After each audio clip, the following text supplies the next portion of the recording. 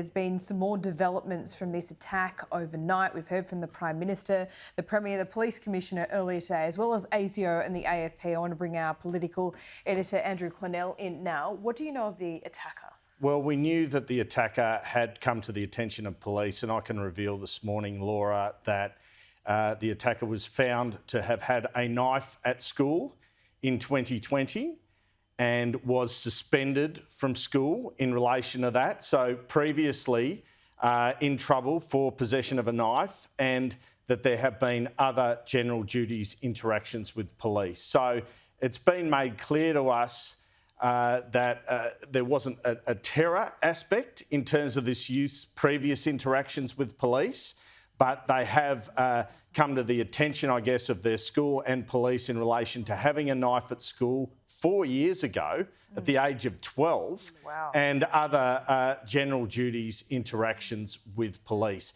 There's no evidence at the moment, as I understand it, Laura, that this, and it was a question in the press conference I saw, that this youth has been radicalised online, which is natural speculation.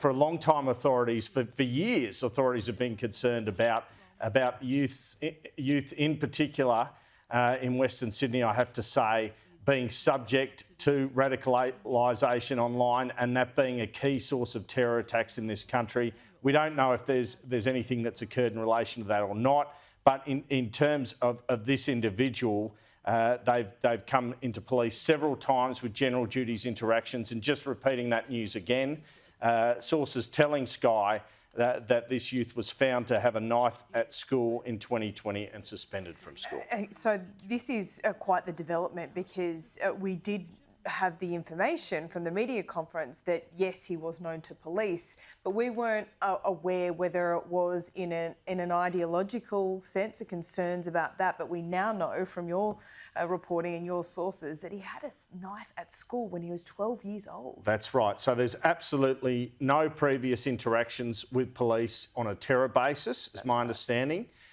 It has been just in the course of general duties, and the most serious thing obviously must have been, given that that's been specified to me, having that knife at school.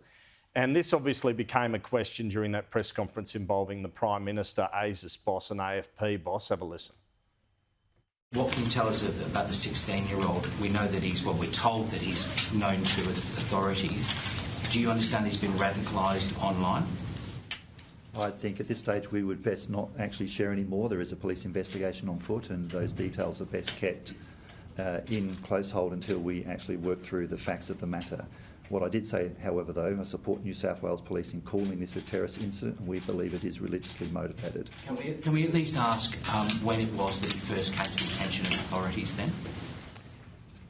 I think what's best is that, as I stated, that we'll be investigating every single angle in relation to this, and the community can have confidence in the Joint Counter-Terrorism Team and how successful they have been over the years in tracking down and prosecuting these offenders. Okay, so obviously Mike Burgess was there, and Reece Kershaw, keeping their cards very close to their chest. They want this investigation to go forward unhindered, but at the same time, they are really concerned, it's quite obvious, about reprisal attacks. We heard that from Di Lee, from the Imam I just spoke to, about this getting quite willing in Western Sydney. Yeah, I mean, there'll just have to be an increased police presence out there. From what they're saying, it has all the hallmarks of that classic lone wolf, like Man Harem Monis, although disturbingly it involves a teenager. As I just said, there's been concerns for a decade about the radicalisation of teenagers, or teenagers being very dangerous in relation to these sorts of actions, and that's the nightmare that we've seen last night. And look, you'd have to really think there's an element of copycat there out of the Bondi Junction attack.